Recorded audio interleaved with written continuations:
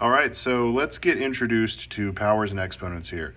The components that make up these powers are what you see here in this example. So you have your base, which is this 7 right here, and you have an exponent, which is this 3, and you have the factors that are described by this base and exponent combination here. So basically you have your exponent tells you how many times your base is going to be multiplied by itself to give you a certain number. And in this example, it's 343. So if you have a base of 7 and an exponent of 3, what that means is that you are multiplying 7 by itself 3 times. So you have 7 times 7 times 7.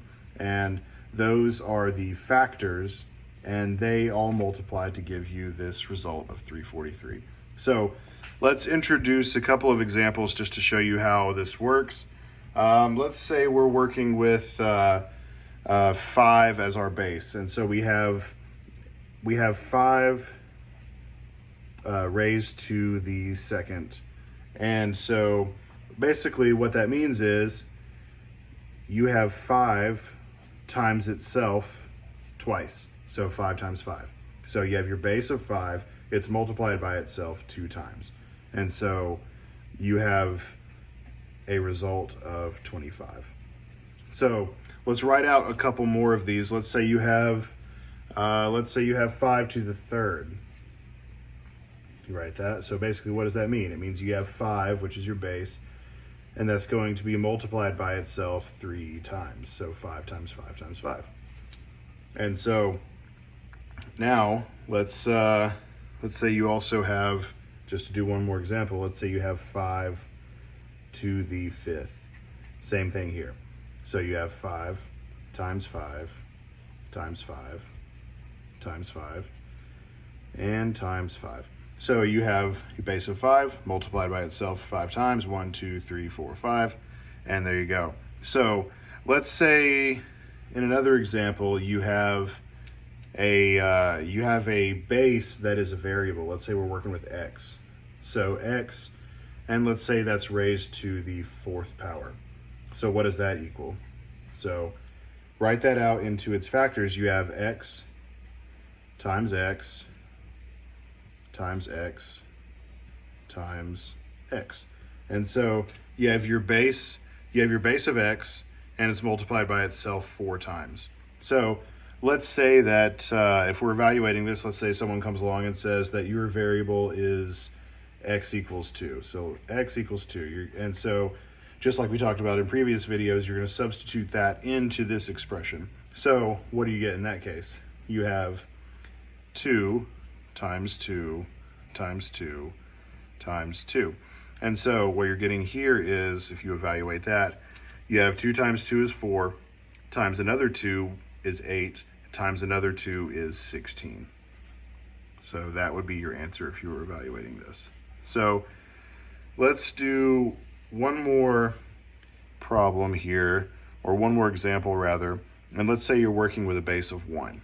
So you have a problem, and it is 1 raised to the third.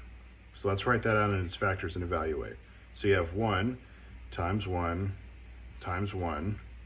Now what does that equal? 1 times 1 is 1, times another 1 is just 1. So your answer would be 1. Okay.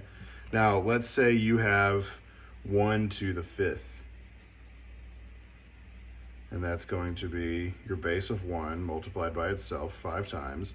So you have 1 times 1 times 1 times 1 times 1.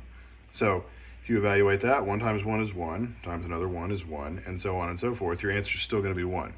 So as you can see from this little pattern here, that no matter what, so as long as your base is 1, no matter what your exponent is, you're going to end up getting 1 as your answer. So let's say let's just do one more time. So let's say you have 1, and that's raised to a variable x. So any amount of x, let's say it's 5, you have 5 ones multiplied together. Say it's 10, you have 10 of them. Say it's 100, you have 100 ones multiplied together.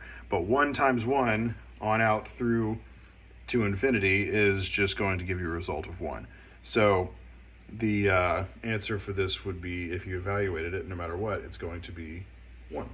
And so that's just a few of the properties that we're talking about when we work with powers and exponents. So this video is mainly just an example of how they are used, how to write them as, or how to take them from their base and exponent form into the factor form, and then to evaluate from there.